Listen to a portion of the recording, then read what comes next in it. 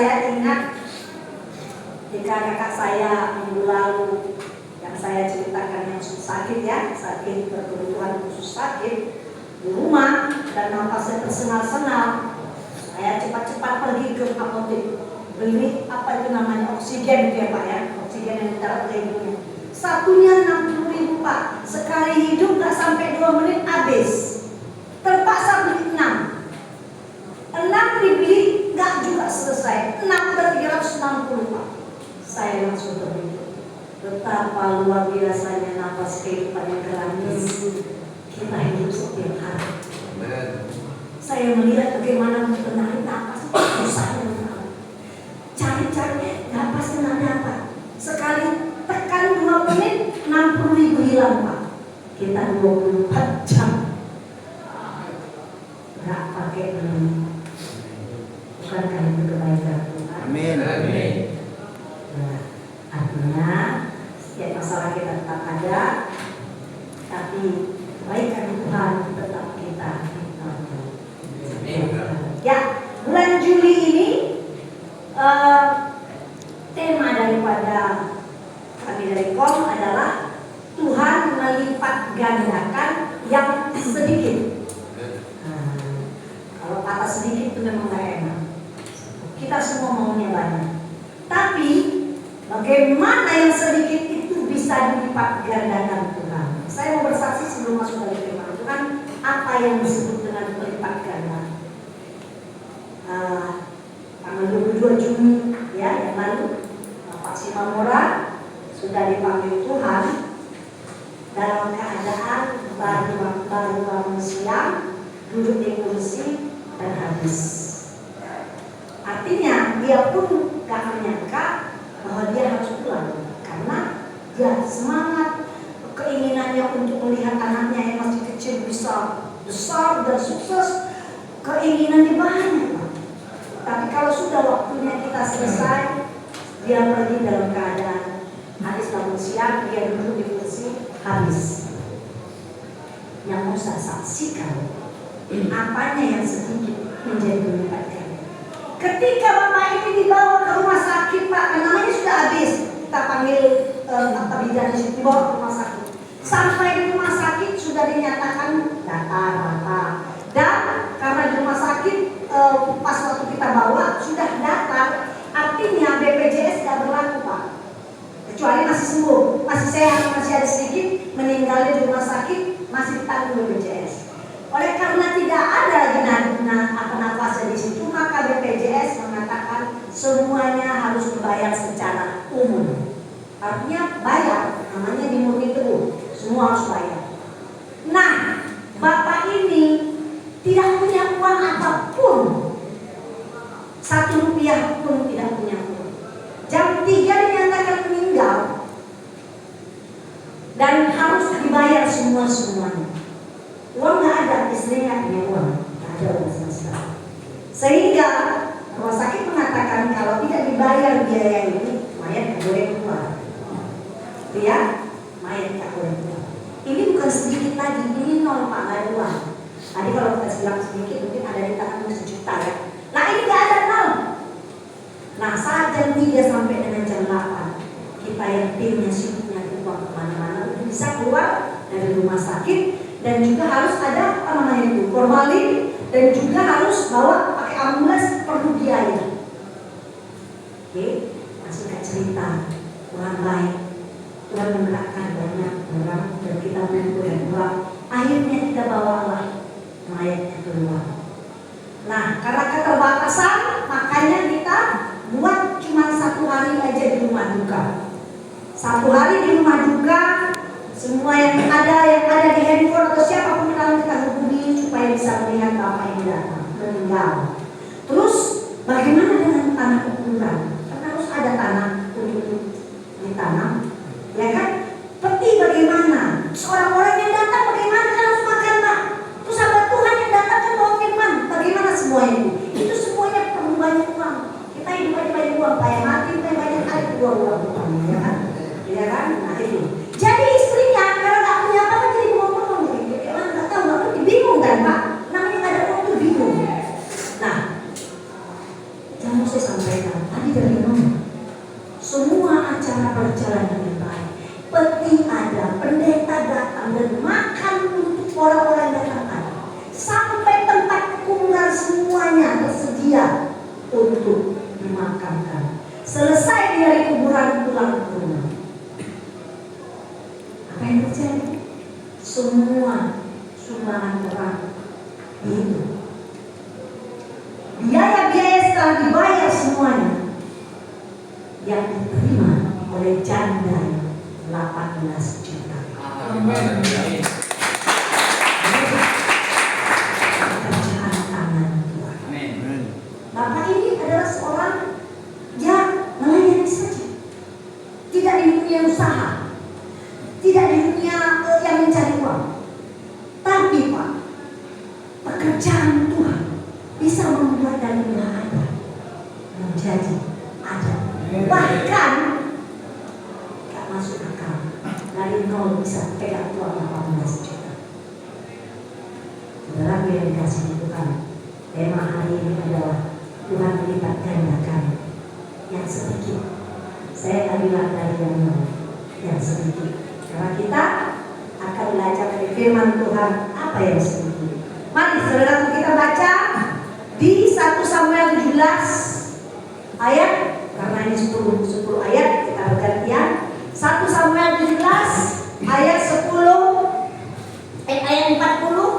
sampai 50. Ini kisah tentang Daud ya dan Goliat ya. Saya di ayat 40 sambung bergantian ayat 41 ya. Begini firman Tuhan. Lalu Daud mengambil tongkatnya di tangannya, dipilihnya dari dasar sungai 5 batu yang licin dan ditaruhnya dalam kantung gembala yang dibawanya, yakni tempat batu-batu. Sedang umbannya dipegangnya di tangannya. Demikianlah ia mendekati orang Filistin itu. Orang Filistin itu ia dekat mengambil Daud dan dibelahnya orang yang bawa perisainya. Ketika orang Filistin itu menunjukkan pandangnya ke arah Daud serta melihat dia, dihinanya Daud itu karena dia masih muda, kemerah-merahan dan elok parasnya. Orang Filistin itu berkata kepada Daud, "Marilah aku membakar orang dengan membakar." Lalu demikianlah orang Filistin itu diambil Daud. Pula orang Filistin itu berkata kepada Daud, "Hadapilah aku, maka aku akan memberikan dagingmu kepada burung-burung di udara dan kepada binatang-binatang di padang." Tetapi Daud berkata kepada orang Filistin itu, "Engkau mendatangi aku dengan pedang dan membakar daging, tetapi aku mendatangi engkau dengan nama Tuhan semesta alam, Allah segala barisan Israel yang terbakar itu." Hari ini juga Tuhan akan menyerahkan engkau ke dalam tanganku, dan aku akan mengalahkan engkau dan memenggal kepadamu kepalamu dari tubuhmu. Hari ini juga aku akan memberikan mayatmu dan mayat tentara orang Filistin kepada burung-burung di udara dan kepada binatang-binatang liar, supaya seluruh bumi tahu bahwa Israel mempunyai Allah.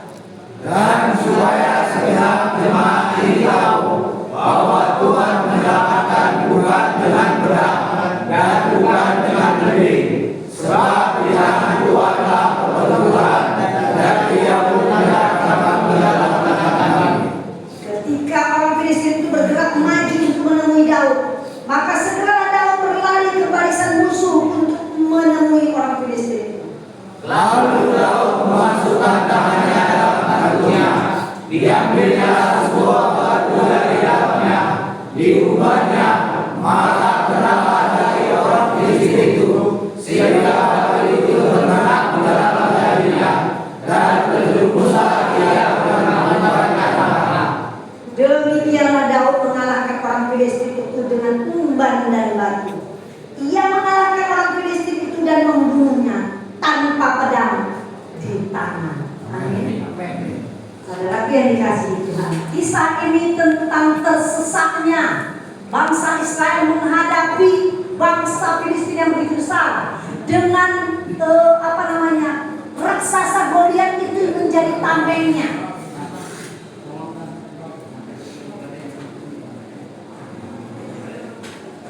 Ya. Jadi keadaan ini sangat mendesak kepada orang Israel. Gak ada jalan keluar. Bagaimana cara menghadapi orang Filistin yang begitu hebat dan luar biasa, begitu besar-besarnya orang-orangnya dan pedang dan segala tombak yang dimiliki orang Filistin. Tak ada jalan keluar. Seringkali seperti tadi saya cerita, Pak kesaksian Bapak Cimamora, gak ada jalan keluar. Saat mayat ada di rumah sakit, gak ada jalan keluar.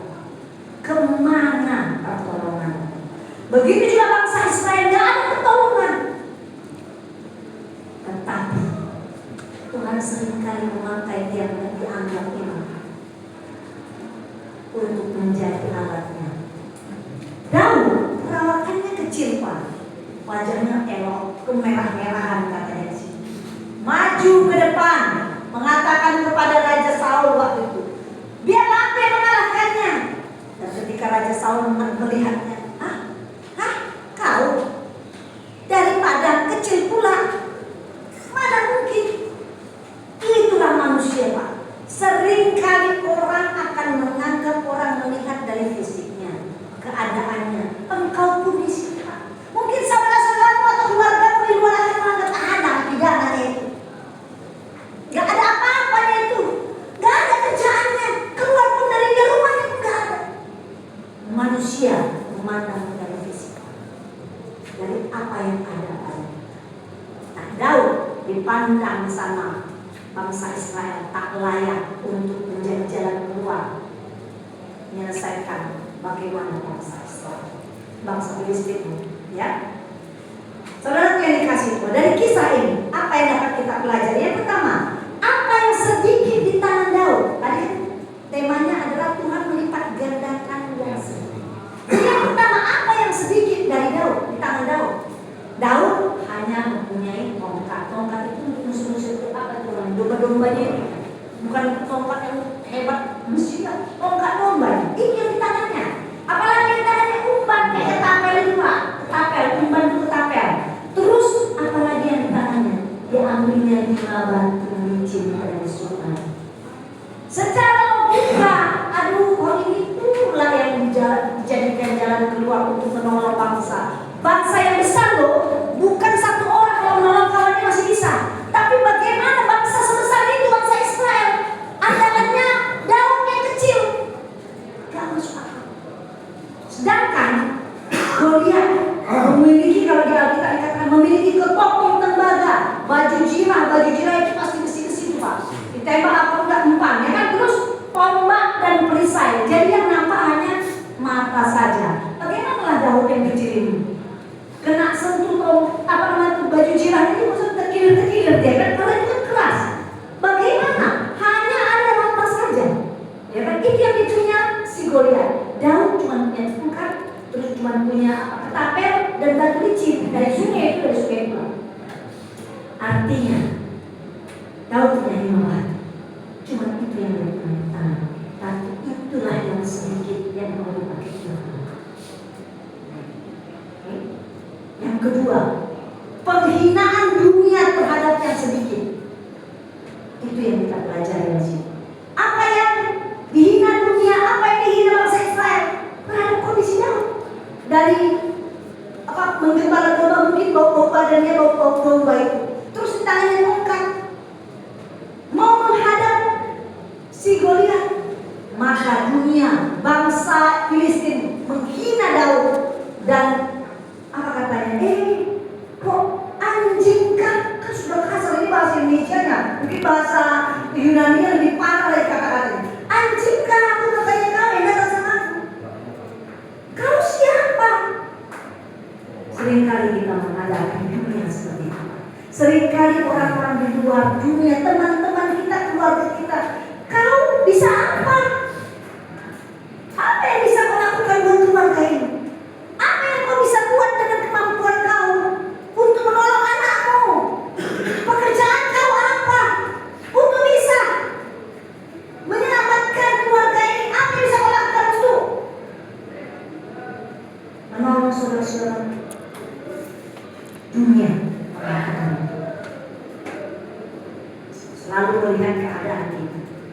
ketiga, faktor pengalih. Jadi yang pertama, Tuhan melihat apa yang sedikit kita ambil. Yang kedua adalah penghinaan dunia. Kita dari ayat ini kita belajar penghinaan dunia selalu ada bagi orang-orang yang lemah seperti ini. Yang ketiga, faktor pengalih. Dalam faktor pengalih ayat 45 sampai 47, nama Tuhan yang disebut. Bukan karena kekuatanku, karena hebatku, bukan, tapi nama Tuhan yang disebut. Aku, kata Daud, mendatangi engkau dengan nama Tuhan semesta alam. Gak ada bilangnya, hai kau lihat, dia ini hari-hari aku ya, dia ini ketapelku. Dengan ketapelku pasti kau mati. Oh, gak ini yang disebut. Karena gak mampu ketapel ini menghantam baju jirannya si Saul, si Goliat. Gak mampu. Dari mana asalnya? Ya kan? Tapi dia menyebut nama Tuhan. Aku mendatangi engkau dengan nama Tuhan. Daud tidak mengandalkan batu, melainkan mengandalkan Tuhan yang mengarahkan batu itu. Seringkali ya Pak, kita cuma punya apa di tangan kita? Apa yang kita ada saat ini? Seringkali kadang-kadang mungkin yang kita punya adalah aku masih punya kok, penghasilanku masih ada sebesar itu. Nanti dalam penghasilan ini berangan-angan aku akan membuat ini. Nanti kalau menjadi program bisa jadi 100 juta. 100 juta itu kalikan lagi nanti program bisa jadi 1 miliar. Bisa lakuin senang-senang. Itu manusia. Daud tidak mengandalkan umban ketapelnya, dia mengandalkan nama Tuhan. Yang keempat, hasilnya apa ketika mengandalkan nama Tuhan? Hasilnya adalah pelipat gandaan. Inilah kuncinya. Ya, satu batu untuk kemenangan besar. Tuhan hanya menunjuk satu batu. Padahal yang diambil 5. Kita tuh sering gitu. Ambillah buat simpan lain banyak-banyak. Nanti siapa tahu nanti untuk ini menyelesaikan yang ini. Nanti siapa tahu ada lagi masalah-masalah lagi untuk yang ini. Kita mengandalkan apa yang di tangan kita. Daud adalah manusia Pak. Dia mengandalkan 5. Dia pikir kalau 1 tambah 4 bisa ada 4 lagi. Pak. Yang minimal 5 ini ada yang kena. Pikiran Daud. Tapi Tuhan hanya perlu 1. Hanya 1. Artinya yang pertama, Tuhan tidak menunggu kita jadi kaya, tidak menunggu kita jadi berkuasa, baru Dia memakai kita. Pertanyaannya, apa yang ada pada kita? Sekecil apa yang ada pada kita saat ini? Kalau hari ini kau tidak punya apa-apa Pak, yang tersisa di dirimu adalah hatimu terbukti dari kau ada itu bekerja, maka bawa itu ke tangan Tuhan. Siapa? Thomas siapa namanya? Tolana Seki. Kalau kau tidak punya apa-apa untuk menolong abangmu yang sakit ADC itu, tapi yang tersisa di dalam kau sekarang adalah hatimu, taruh di dalam tangan Tuhan. Maka Tuhan akan menyelesaikan. Amin.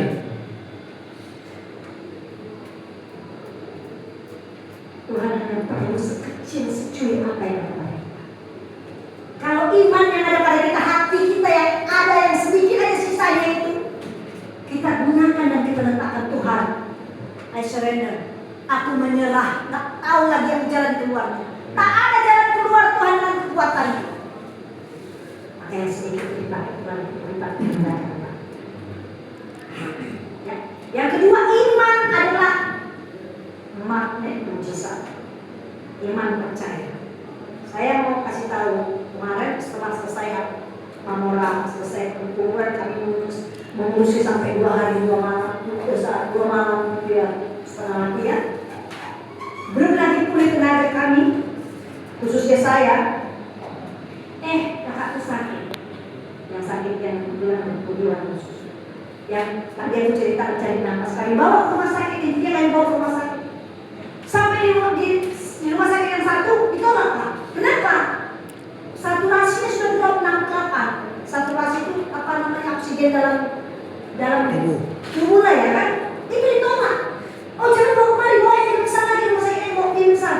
Kami nggak berani menangani. Artinya kondisinya sudah kritis. dengan iman kami bawa ke rumah sakit. Saya bilang, Tuhan, kehendakmu yang terjadi. Kehendakmu yang terjadi. Tapi bukan kehendak yang terjadi, dia nggak bisa, kita harus tidak, Pak. Kehendakmu terjadi, kita bawa ke rumah sakit. Sampai di rumah sakit ditangani segala macam. Intinya setelah selesai sakit dan dalam waktu 1 malam 2 malam kami nggak bisa tidur, 3 malam tak tidur karena kakak kami ini berkebutuhan khusus, tidak penanganannya tidak yang normal. Karena dia histeris, teriak-teriak kesakitan segala macam. Nah saya bilang, aduh Tuhan, gak tega lah aku melihat kakak saya yang Tuhan. Kasihanlah Tuhan, gak tega kan. Terus diinfus, dicucuk, masuk dicucuk dan kaki dan tangan diikat. Udah kayak penganiayaan, tapi itu kan medis harus lakukan itu Pak. Kalau nggak bisa infus ya dicabut. Infusnya selalu bengkok karena dia rasa tarik tangan susah. Saya nggak tega melihatnya. Belum lagi kata dokter karena ada pendanaan dalam lambung, itu ada senyap dimasukkan dari hidungnya sampai tersengal-sengal. Saya bisa melihat kayak ayam yang mau dipotong gitu. Saya nggak tega sekali. Saya bilang, Tuhan terserah. Tapi kita tak usah tahu kuasa Tuhan. Gimana kita melihat begitu? Sudah nggak ada harapan. Tapi Tuhan bilang, enggak, aku masih kasih hidup. Tuhan memberikan kesembuhan dan dia pulang ke rumah setelah 5 hari. Yang mau saya saksikan, kenapa ya? Kakak saya ini semuanya teratur, makan teratur, makannya semua di blender, semua ditimpikan segala macam. Kenapa kok bisa ada pendarahan lambung? Ternyata ada satu pekerjaan Tuhan yang kami lakukan. Ketika kami di rumah sakit itu, di bagian depan tetangga daripada kakak saya Vietnam, ada Vietnamnya satu orang anak gadis, umurnya 25 dan orang Batak. Tiap malam mengerang-erang kesakitan batu, setengah mati dia dan dia sakit TBC akut. Umur 25, badan kayak orang AIDS itu sakit, kurus kayak udah sampai kayak tulang aja. Ya, mamanya di situ. Dan setelah saya tahu ini anak satu-satunya dan perempuan bulan. Saya udah sibuk memikirkan kakak saya pun nggak tidur kan, kita nggak mikir orang lain ya kan, namanya sama-sama sakit. Tapi pagi-pagi sekitar jam 10 pagi saya melangkah ke tempat tidur. Saat itu dia sama mamanya, dia pun tak bisa tidur, dia duduk tempat tidur itu. Dia udah kecapean, sakit, setengah mati sakit. Dari 2-3 hari yang lalu udah dikasih obat segala macam, tiap malam mengerang, sakit dan nangis terus, mengganggu memang dengan yang lain. Tapi ketika saya melangkah ke situ, saya tanya, sakit apa dia nak? Ya inilah, banyak kali sakitnya, semua sakit. Paru-parunya ada getah bening lah, terus ada botol-botol di sini. Ada jadi jorok gitu ya, apa namanya, kayak pudis gitu. Begitu saya pandang anaknya, perempuan, hati saya mengatakan kau sakit, kau dalam KPC, bukan yang normal. Hati saya mengatakan ini, tapi saya nggak bercanda. Ini sakit dalam normal. Dia bilang mamanya sakit lah, jinnya, jantungnya, banyak sakitnya. Sehingga ketika dokter mengobati paru-paru, obat paru-paru kan nanti mengganggu dengan yang banyak segini makan obat. Dan di setiap hari kurang, menangis menyedihkan, nangisnya merintih. Jadi kita berpikir, bisa sakit juga kita kalau mendengarkan orang seperti itu. Saya bilang, oh boleh saya berdoa? Bolehlah Bu, kata anak. Kata ibunya, saya pandang anaknya, saya mata, saya lihat tentang matanya. Kamu mau sembuh? Dan dia menjawab, mau. Kamu percaya yang bisa menyembuhkan kamu Tuhan Yesus? Percaya. Kalau kamu percaya Tuhan Yesus bisa menyembuhkanmu, saya akan berdoa. Tapi sebelumnya, kamu mau mengampuni orang-orang yang membuat engkau menderita, sakit hati, dan yang membuat engkau betul-betul menderita? Pasti ada. Mau nggak kau melepaskan pengampunan itu? Dia saya. Kalau kau tidak melepaskan pengampunan, tidak akan ada kesembuhan.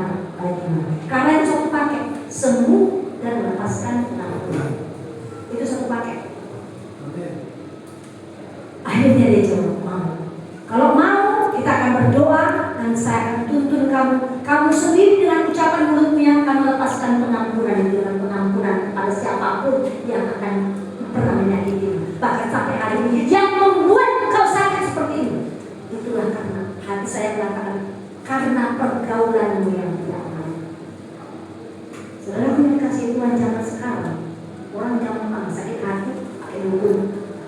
Gampang dengan sakit hati, mungkin dia berhubungan sama pertemanan laki-laki yang lain gak cocok. Orang sakit hati karena dia mungkin nolak segala macam. Pokoknya gak tahu lah. Pokoknya di hati saya ini sakit gak benar.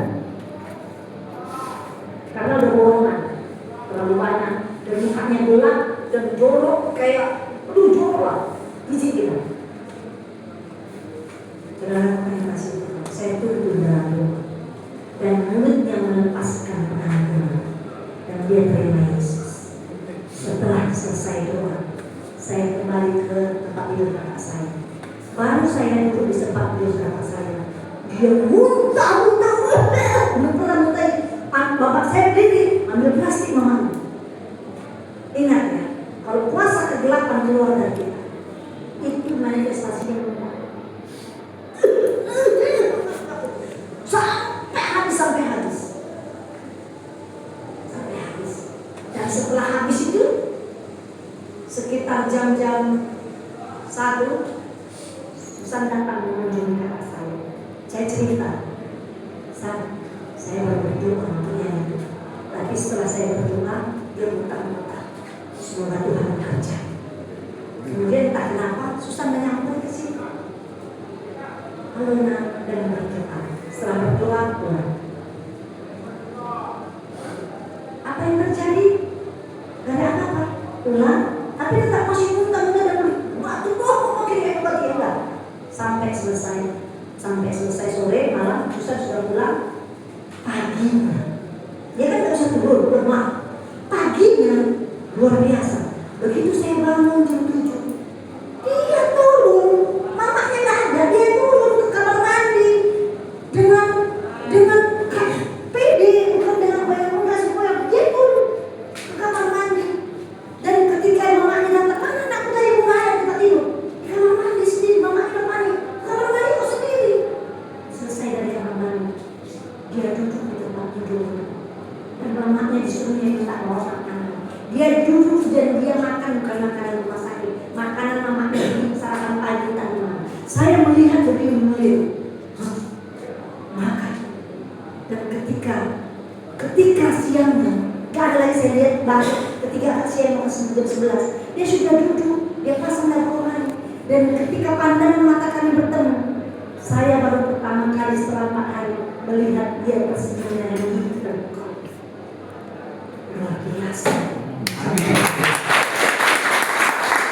Sampai hari pulang hari Jumatnya, terima kasih ya dengan percaya diri dan terima kasih. Saya tak pernah mendengar dia batuk lagi dan dia semakin sehat. Saudaraku yang dikasih Tuhan, apa yang saya katakan? Tuhan seringkan ya, saya membawa kakak saya sakit ulang, tapi Tuhan sedang mau menyelamatkan jiwa satu orang. Begitu pentingnya satu jiwa bagi Tuhan, sehingga saya harus membawa kakak saya sakit. Ternyata ada jiwa di situ yang mau binasa. Memang sama kami gak enak, tapi Tuhan bekerja. Jadi saudara, saya mau kasih tahu, setiap persoalan pergumulan dalam hidup kita, kadang kita marah. Kok begini ya? Kayak gak ada pertolongan. Percayalah, kalau hatimu yang sikit tadi itu kau berikan kepada Tuhan, maka Tuhan sedang memakai engkau untuk sesuatu pekerjaannya yang baik. Ini bukan soal kau yang kudus, kau yang hebat, enggak. Ini soal hatimu. Sekalipun tubuhmu itu sudah hancur, tak dipandang dunia. Daud gak dipandang karena dia kecil banget dari gembala-gembala, penggembala yang di tangan dia pun cuma kecil, batu rumah.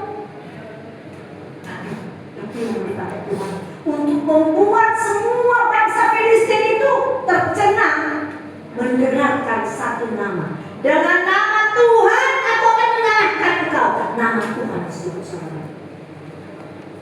Dan itu tepat langsung ke mata. Itu bukan keanggetan. Itu baru diarahkan Tuhan tepat ke mata sebelumnya, sehingga yang begitu besarnya hancur hidup orang. Dan Tuhan juga menyampaikan sama bangsa Israel, orang pilihannya bangsa Israel menyembah Tuhan. Lihat hai Israel, siapa yang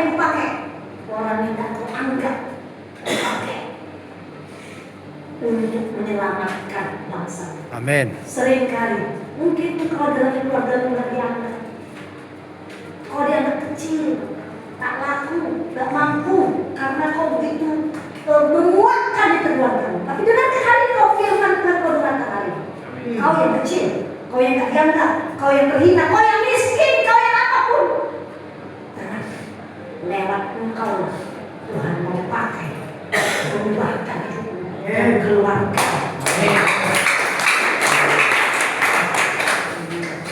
Masalahnya, apa yang kau punya yang kau bisa pakai?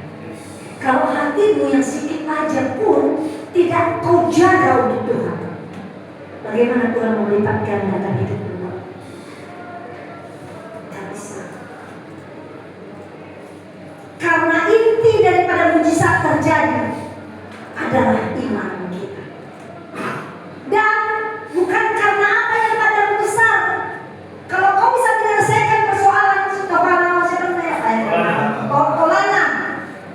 Kalau apa yang ada padamu tolana, kau sebagai melayani Tuhan di tempat ini. Kalau apa yang ada padamu sekarang ini kau anggap bisa menyelesaikan persoalan. Contoh, hanya abangmu yang kau harapkan untuk menolong. Tapi itu pun tak bisa karena dia sakit. Berarti yang kau punya hanya imanmu. Imanmu yang akan kau tunjukkan kepada keluarga. Imanmu yang akan menyembuhkan abangmu dari TBC. Imanmu yang akan membuat engkau mendapat apa itu namanya? PB. Bukan dengan kekuatan. Karena kalau dengan kekuatanmu Pak kau bisa menyelesaikan semua masalahmu, maka bukan Tuhan yang mentinggikan. Sayang, ya kan? Sayang. Sayalah yang membuat, karena temanku lah yang di sana itu yang bisa membuat aku mendapatkan TB di sini. Oh, karena hubunganku dengan opungku, dia kaya, makanya dia bisa membuat aku di sini. Oh, karena ini, maka nama Tuhan tidak pernah tersebut dari mana. Amin. Seperti Daud. Dia nggak punya kekuatan apapun, dia cuma punya tongkat dan dia cuma punya batu kecil. Tapi yang disebut nama yang luar biasa. Dengan nama Tuhan, aku akan membuat engkau kalah, hai Tuhan. Katakan dalam hati. Dengan nama Tuhan, aku akan mengalahkan persoalan yang besar. Aku akan mengalahkan masalah yang besar. Dalam nama Tuhan Yesus, sebut nama Tuhan. Sehingga ketika itu terjadi, Pak, bukan kau yang benar-benar. Tuhan berkuasa. Amin. Amin. Dalam yang dikasih Tuhan, kesimpulannya adalah firman hari ini bawa pulang dengan keyakinanmu. Jangan menghitung apa yang ada padamu yang terbatas. Sangat terbatas, bahkan mungkin kau gak punya apa-apa sekarang. Tapi hitunglah, ada berlipat gandaan yang luar biasa dari yang Maha Kudus. Dia sanggup melakukan yang luar biasa, melipat gandakan dari yang sedikit, bahkan dari yang tidak ada sekalipun daripadamu. Kalau kau andalkan dia, saya tadi awal sudah bersaksi dari 0 rupiah dapat 18 juta. Itu bukan kebetulan, tapi keajaiban dan berlipat gandaan Tuhan. Amin. Jadi apa yang ada padamu? Kalau Daud batu licin, batu licinnya cuma 5, apakah yang ada padamu? Doa yang sederhana. Usahamu, kalau aku punya usaha, kerjaanmu yang jujur, talentamu, apa yang ada padamu Pak? Bawa itu dalam tangan Tuhan. Karena kalau kita memberikan itu di bawah tangan Tuhan, maka terjadi berlipat ganda.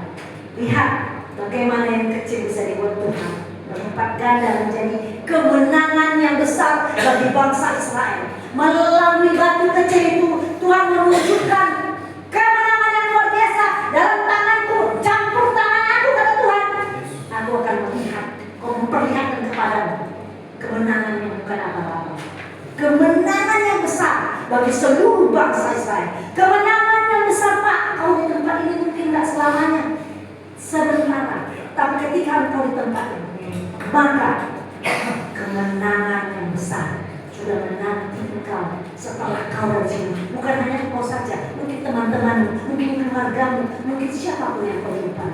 Karena apa?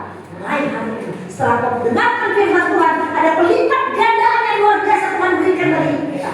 Jangan pernah takut, karena dengan nama kita sendiri kita nggak laku Pak, tapi dalam nama Tuhan Yesus. Amin.